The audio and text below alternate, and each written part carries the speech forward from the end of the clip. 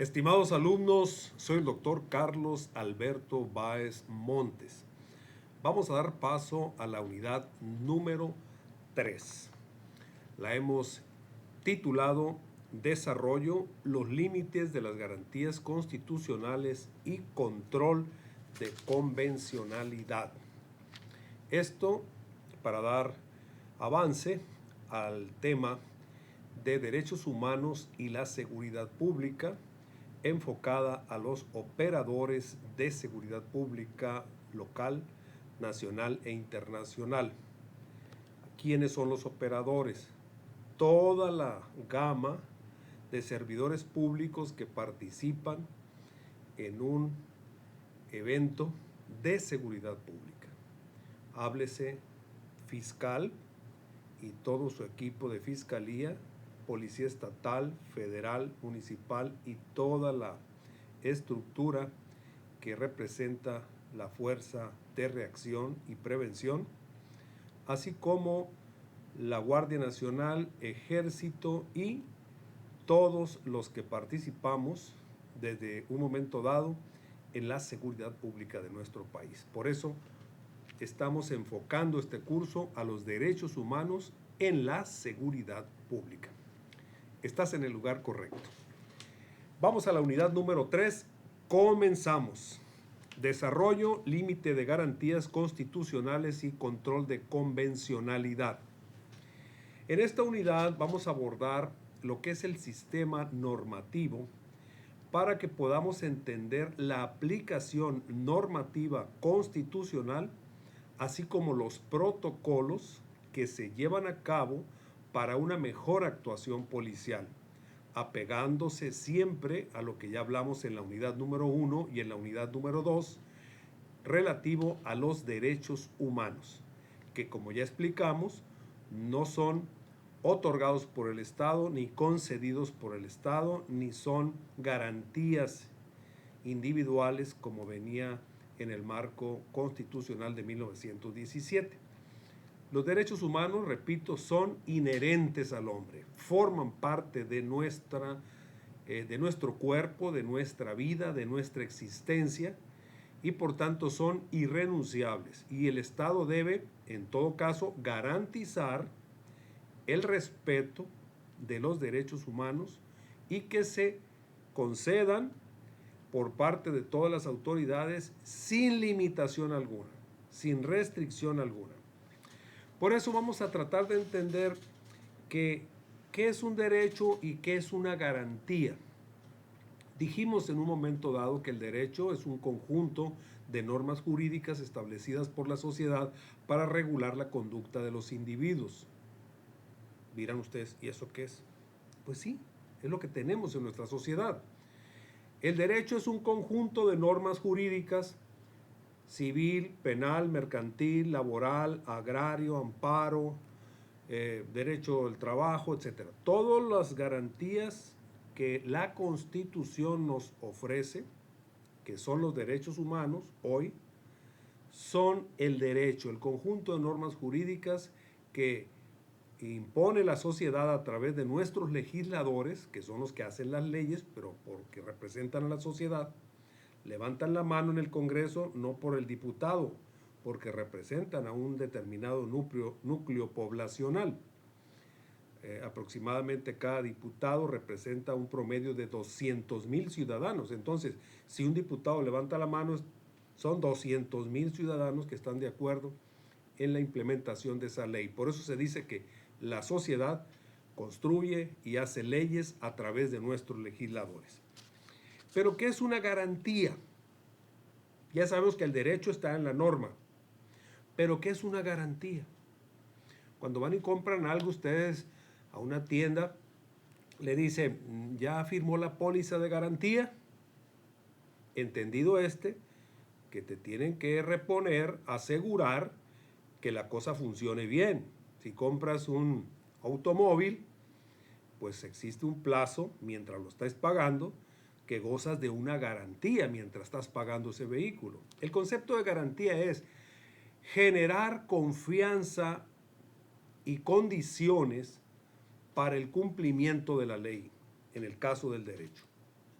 Es decir, el Estado está obligado a garantizar, otorgar una garantía de que se van a respetar los derechos humanos y la ley. Tú, usted, los que me están viendo, como servidores públicos de la seguridad, tienen que garantizar, porque son los representantes del Estado, del país, del gobierno, ustedes, operadores de seguridad pública, tienen que garantizar que se cumpla la ley. Y la ley dice que hay que respetar los derechos humanos de los ciudadanos. Entonces, ustedes van a garantizar, proteger, salvaguardar, crear las condiciones para que aquel niño no sea abusado, para que aquella señora, mujer sea atendida, no sea atropellada, humillada, violentada o discriminada. Ni tampoco los policías deben hacer ningún acto violatorio a los derechos humanos, ni ministerios públicos, ni funcionarios de la seguridad pública, nadie. Todos estamos obligados a cumplir y hacer cumplir la ley, pero como autoridades, como operadores de la seguridad pública, la Constitución nos obliga a garantizar el cumplimiento de la ley. Y nosotros mismos ser ejemplo y modelo de ese cumplimiento. Esa es la diferencia entre derecho y garantía. Derecho, lo que la ley dice, penal, civil, mercantil, laboral, y garantía, respeto, dignidad humana, cuidado, vigilancia, supervisión. ¿Para qué? Para que el derecho se cumpla. Porque en ocasiones, en otro tiempo, la seguridad pública, los operadores de seguridad pública se hacían a los disimulados, no protegían ni salvaguardaban los derechos humanos de los ciudadanos. Esto se ubica no solo en la Constitución. Cuando hablamos de convencionalidad, escriban la palabra convencionalidad, significa que México ha firmado convenios con otros países, ha firmado tratados internacionales, ha firmado conferencias internacionales que han permitido que México se sume al respeto a los derechos humanos. Luego de que México creó la reforma constitucional del 2011, fue porque antes del 2011 México participó desde 1948 de la Declaratoria Universal de los Derechos Humanos en convenios, tratados, asambleas, conferencias internacionales. Y a eso se le llama convencionalidad. Si México firmó un convenio internacional y lo ratificó ante el Senado de la República en México, entonces ese convenio de convencionalidad es equiparable a la Constitución. Les pongo un ejemplo. Esta es la Constitución. Dice ahí, Constitución Política de los Estados Unidos Mexicanos. Esta es nuestra Constitución. Y este es el tratado. Le voy a poner así para que lo alcancen a ver. Tratado internacional. Tratado o convenio internacional. A ver si lo alcanzan a ver. Tratado o convenio internacional, Constitución. Los tratados internacionales firmados por el Senado de la República son equiparables a la Constitución. Yo les pregunto, ¿cuál tiene más valor, la Constitución o los tratados internacionales? A ver, explíquenme. Bueno, me lo explican cuando les haga esa pregunta. Un tratado o convenio internacional es igual a la Constitución. ¿Por qué? Porque el tratado internacional se incorpora a la Constitución. ¿Se fijan? El tratado internacional forma parte de la Constitución. ¿Por qué? Porque fue firmado a la luz de la Constitución. Y lo que se haya firmado aquí forma parte de la Constitución. Ninguno está más arriba que el otro, ninguno. Forman y se integran conjuntamente. Así que cuando les pregunten, ¿qué es más importante, la Constitución o un tratado internacional? No, señor, son iguales. Se integran juntos y se incorporan a nuestra legislación internacional. Por eso, los tratados en materia de derechos humanos que haya firmado México a nivel internacional, usted, señor, usted, señora, usted, operadora, usted, operador, estamos obligados a cumplirlos, vigilarlos, protegerlos, garantizarlos que se cumplan y no nos podemos hacer de la vista gorda. Tenemos como operadores de seguridad que trabajar en ese cumplimiento. Por eso el operador de seguridad pública debe aplicar los protocolos de actuación bajo la luz de los criterios emitidos por la Corte Interamericana de Derechos Humanos en nuestro país. Es decir, cuando hablen ustedes, hey, tienes que cumplir los protocolos internacionales, ¿cuáles son? Te los van a ir diciendo el Ministerio Público, te lo va a ir diciendo los juzgadores a dónde debes acudir. Por eso el sistema judicial de nuestro país está obligado, en caso de violación a los derechos humanos, a restituir la violación de los derechos humanos. Si ustedes detuvieron a una persona en forma ilegal, sin orden judicial, sin mandamiento judicial, sin haberlo sorprendido en la comisión de un delito, están violentando los derechos humanos de un ciudadano, porque no están ustedes facultados para detener cuando les den ganas a cualquiera. Tiene que ser bajo orden judicial o en flagrancia, cuando lo sorprendan en la comisión de un delito o cuando a un ciudadano se los entregue porque acaba de cometer aquella persona un delito. Entonces están obligados. De otra manera, no estamos facultados para detener a nadie ni violentarle sus derechos humanos. Por eso es importante decir que el sistema jurídico de nuestro país ha constituido un organismo nacional que se llama Comisión Nacional de Derechos Humanos a nivel nacional. Y cada estado de la República Mexicana tiene una comisión estatal de derechos humanos que vela y garantiza, busca que se garantice, pide, recomienda y solicita el cumplimiento exacto de lo que la Constitución y los tratados internacionales establecen en materia de derechos humanos. Ya no es solo la Constitución, son los tratados internacionales y la Constitución.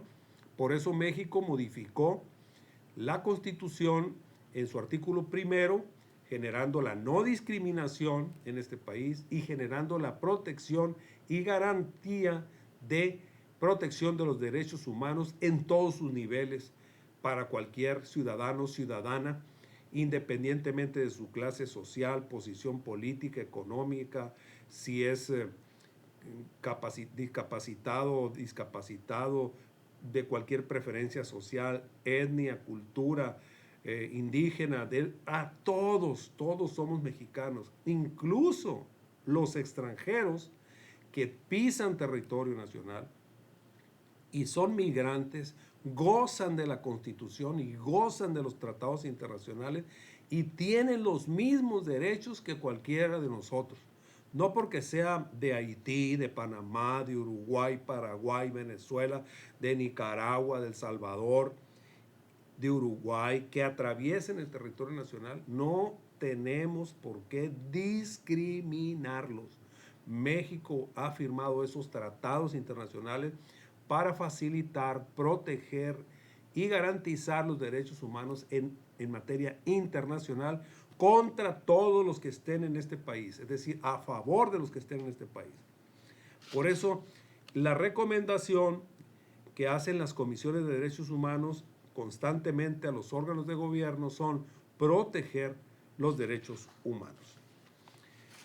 Antes de avanzar, quiero decirles que en esta tarea es importante reconocer qué es el control difuso y el control de convencionalidad. Vamos a ver ¿Qué es el control difuso? El control difuso es la facultad y obligación que tienen todas las autoridades del Estado mexicano, jueces, fiscales, policías, ministerios públicos, funcionarios administrativos, operativos, policías de cualquier rango y nivel, de verificar si una norma jurídica se debe aplicar en un caso concreto. Es decir, si está apegada a la Constitución. No vamos, por eso les digo, a los migrantes a tratarlos. No, no son mexicanos. Se metieron, allá se metieron por la frontera, como hayan estado. Ya están aquí y tenemos que respetarlo por el simple hecho de ser seres humanos y que están en nuestro país. Claro que vamos a pedir la documentación. ¿No trae documentación? Bueno, te voy a poner a disposición de las autoridades migratorias. Claro, en forma respetuosa. Suba por favor a nuestro vehículo, vamos a trasladarlo a una autoridad migratoria porque no trae papeles, y para proteger su seguridad de que no lo vayan usted a levantar probablemente los grupos delictivos o que lo vayan a asaltar, y tiene derecho a que le den agua, alimentos, salud, bienestar, cuidado, porque ya está en nuestro país. Entonces ya hay convenios relativos a eso y no podemos ser inhumanos. Tratemos al migrante, al nacional, como si fuera un hermano tuyo, un familiar tuyo. ¿Y qué pasó? ¿Qué estás haciendo aquí? No, pues no has comido. Órale, vamos, te voy a conseguir un lonche Tenemos que ser humanitarios. Esa es nuestra esencia. Los mexicanos, constitucional y moralmente, tenemos un espíritu solidario. Por tanto, ya viene en nuestra Constitución. Entonces, el control difuso es que los jueces, ministros, todos estamos obligados a ajustar nuestra actuación al marco constitucional. ¿Cuáles son los alcances? Pues lo establece la Constitución Política de los Estados Unidos, quiénes son los sujetos que deben cumplir todas las autoridades, sin necesidad que se implemente un juicio de amparo. Es decir, que se ampare, dirán ustedes. Ya que se ampare, pues ahí cumplimos. No, señor. El juicio de amparo es el instrumento extremo para el cumplimiento de los derechos humanos, pero nuestra obligación como operadores de seguridad pública es que debemos cumplir con esas normas que ya hemos firmado y que ya tenemos documentos sólidos que nos permiten crear condiciones garantes para la protección de los derechos humanos. ¿Cuáles son los efectos? Pues que se apliquen en todo caso. Y si se violan los derechos humanos, que no se vuelvan a repetir. Es la intención de nuestras leyes, que aprendamos, nos capacitemos y estemos atentos. Vamos a ver algunos ejemplos de control difuso. Por ejemplo, para los que seguramente en algún momento les van a pedir información de transparencia. Si la ley es de transparencia, ¿qué es la ley de transparencia? Cuando nos pide información, dime qué fue lo que hiciste tal día y cómo detuviste a tal sujeto, a tal persona. Tenemos que establecer la norma establece que de 30 días para que el abogado de la víctima pueda acceder al expediente de investigación. Dice, la ley de transparencia local establece un plazo de 30 días para que el abogado de la víctima acceda al expediente de investigación. Sin embargo, este control difuso, por otro lado, dice que esa norma de 30 días es inaplicable, porque a pesar de que así dice la ley de transparencia, es inaplicable esa ley. ¿Por qué? Porque cuando se trata de atención a víctimas del delito, la información a la víctima y al abogado debe ser inmediata, no nada que 30 días, inmediata, no más, no en un plazo no mayor de 48 horas, desde que está a disposición del Ministerio Público, mientras se hace la vinculación al proceso o la disposición ante el juez penal competente. En ese lapso el abogado debe tener toda la información completa del caso de la víctima. No sé si lo alcancé a explicar. Algunas leyes dicen, no, que 30 días, que acá, que allá. No, señor. Tratándose de derechos humanos, esta atención debe ser inmediata, al instante, lo más rápido posible y eficaz, para proteger ¿qué? Los derechos humanos de los ciudadanos. Otro que es muy seguido y que les ocurre a ustedes. Para definir y entender qué es el control difuso, podemos decir el protocolo interno de las corporaciones policíacas en materia de uso de fuerza. Imagínense que el protocolo interno, una corporación policíaca, permite el uso de la fuerza de fuego en forma letal, es decir, mató a alguien, un policía mata a un ciudadano porque aquel ciudadano se ofreció violento o puso resistencia o fue ofensivo, grosero, para tratar de controlarlo tuvo que matarlo, entonces hubo un exceso de fuerza. ¿Qué dice el control difuso? La Constitución dice: el mando policial o el órgano de control inaplica el protocolo interno. Si el protocolo dice somételo, no señor, usted va a buscar la manera de aplicar el protocolo interno, pero sin excederse en el uso de la fuerza, que ya hay una ley de uso de fuerza que necesito que ustedes la revisen bien, a fin de no generar un acto desproporcionado contra el imputado o el presunto delincuente. Cuando hablamos de control de convencionalidad, este es el otro tema, es la obligación que tenemos todas las autoridades de verificar que las normas que se están aplicando sean estrictamente las que vienen en la Constitución y en nuestras leyes debidamente aprobadas. No le vamos a aplicar la ley de Guatemala, la ley de Chile, la ley de Ecuador. No. Las leyes mexicanas se le van a aplicar tanto al mexicano como al migrante. ¿Por qué? Porque estamos en nuestro país y nosotros tenemos que ser respetuosos de los derechos humanos. Esto aparece a partir de la reforma del artículo 1 del 2011, donde pues se toman referencias tomadas en la sentencia que se emitió sobre Radilla Padilla de la Corte Interamericana de Derechos Humanos, que busca prevenir que los derechos humanos sean aplicables estricta y cabalmente en favor de la sociedad. El principio pro persona, donde más le beneficia al ciudadano. ¿Cuál es el alcance de este control convencional? Que a nivel internacional, a nivel local, no hay límites. Está ante todo el respeto a la vida, a la dignidad humana, al respeto de la sociedad. ¿Quiénes son todos los que intervienen? ¿Quiénes son los sujetos? Los jueces, los ministerios públicos, los policías, los operadores, los servidores públicos, los funcionarios, todos. ¿Cuál es el efecto? Lo que ya dije, el principio pro persona. ¿Qué es el principio pro persona? Todo lo que le beneficie más a la persona.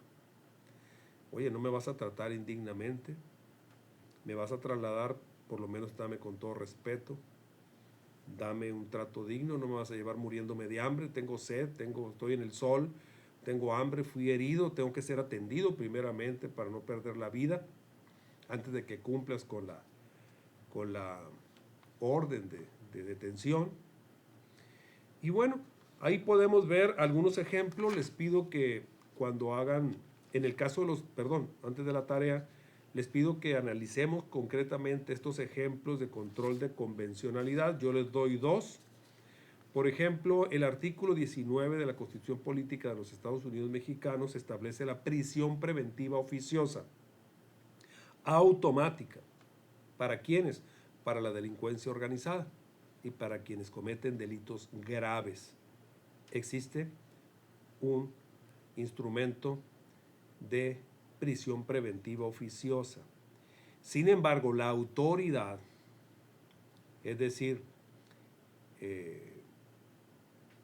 debe revisar antes de esa de esa prisión preventiva oficiosa, para verificar el control de convencionalidad, debe ver que México firmó la Convención Americana sobre Derechos Humanos, el cual exige que la prisión preventiva sea una medida excepcional, necesaria y proporcional. Entonces, el juez debe razonar la prisión preventiva oficiosa justificada para no violentar el convenio internacional o de tratado internacional que ya firmó México en la Convención Americana de los Derechos Humanos. Si se fijan, a nivel internacional dice, no lo puedes vincular inmediatamente y ponerlo a disposición de prisión preventiva oficiosa porque pues no era el operador, andaba ahí, se le sorprendió, o sea, dependiendo del escenario y caso. Otro caso, por ejemplo, el Código de Procedimientos Locales no especifica el derecho de una persona indígena detenida a tener un intérprete, las normas locales. Pero en la Convención Internacional de Derechos Humanos que firmamos en el Pacto Internacional de Derechos Civiles y Políticos, del cual México es parte, obliga a que para detener o declarar a un representante de la comunidad indígena debe contar con un intérprete. Les pongo un ejemplo. En una ocasión me tocó a mí, fíjese, como estudiante del doctorado, participar en un auto de vinculación a proceso que solicitaba el Ministerio Público sobre un imputado que era de una comunidad indígena. Repito, estábamos como audiencia viendo en la sala de juicio donde el Ministerio Público frente al juez estaba solicitando la vinculación a proceso contra el imputado que era un indígena de una comunidad indígena que hablaba perfectamente el español. Entonces el juez le dice al imputado, ¿pertenece usted a una comunidad indígena? Sí, le dijo, sí pertenezco a una comunidad indígena. ¿Entiende perfectamente que lo vamos a vincular a proceso y que se le acusa del delito de secuestro, del no sé qué delito? Sí, sí entiendo perfectamente. Y le dice el juez al Ministerio Público, agente del Ministerio Público, ¿se le asignó un intérprete al imputado representante de una comunidad indígena? Y el Ministerio Público dijo, no, porque habla muy bien el español y entiende muy bien el español, y el Ministerio Público no consideró necesario ofrecerle un intérprete, además de que no hay intérpretes para la lengua de esa comunidad indígena, no sé, era Huichol o Totorami, no sé qué comunidad. Y el juez dijo, con fundamento en el Pacto Internacional de Derechos Civiles y Políticos, usted tuvo la obligación de haberle asignado un intérprete, ocúpelo o no lo ocupe. Por tanto, las observaciones en torno a la vinculación a proceso que usted solicita son inaplicables, por lo tanto, declaro que se ponga en inmediata libertad al representante de la comunidad indígena por habérsele violado su derecho humano a contar con un intérprete. Y lo pusieron en libertad. Fíjense nada más, no sé si ese ejemplo le sirvió para explicar qué es esto de los derechos humanos. Bueno, así cerramos esta unidad. Quiero pedirles de favor que en el contenido que les anexo aquí viene el compendio de la información que acabo de platicar y vienen unas preguntas que necesito que ustedes me respondan en una hoja con letra molde, con un resumen y responder las preguntas. Si algunas de las preguntas no las tratamos en el compendio, hay que investigarlas. No quiero respuestas amplias ni ociosas, muy concretas para saber que vieron el video, checaron el compendio e investigaron las preguntas. De esta manera damos cierre a la tercera unidad. Me quedo con ustedes y pasamos a la unidad número 4. Soy el doctor Carlos Alberto Báez Montes.